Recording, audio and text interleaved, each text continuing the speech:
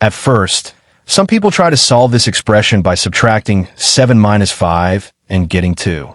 Then they look inside the parentheses and again subtract 7 minus 5, which also gives 2.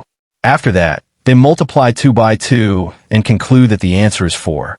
However, this answer is not correct because it does not follow the order of operations.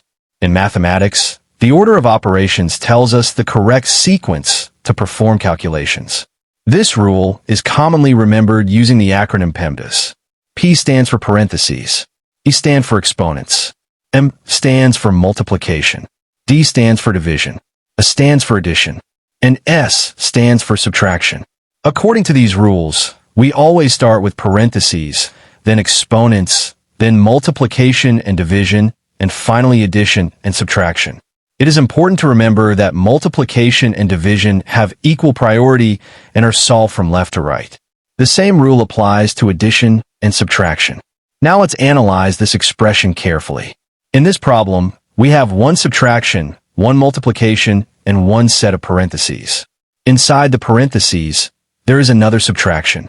Also, notice that when a number is written directly next to parentheses, it means multiplication, even though the multiplication sign is not written. According to PEMDAS, parentheses have the highest priority, so we must solve what is inside the parentheses first. Inside the parentheses, 7 minus 5 equals 2. After simplifying the parentheses, the expression becomes 7 minus 5 multiplied by 2. Now we are left with one subtraction and one multiplication. Since multiplication has higher priority than subtraction, we must perform the multiplication first. 5 multiplied by 2 equals 10. Now the expression becomes 7 minus 10. Finally, 7 minus 10 equals negative 3. So when we correctly follow the order of operations step by step, the final answer is negative 3, not 4. The correct answer to this problem is negative 3. Please like the video if this helped you, and subscribe for more quick and clear math explanations.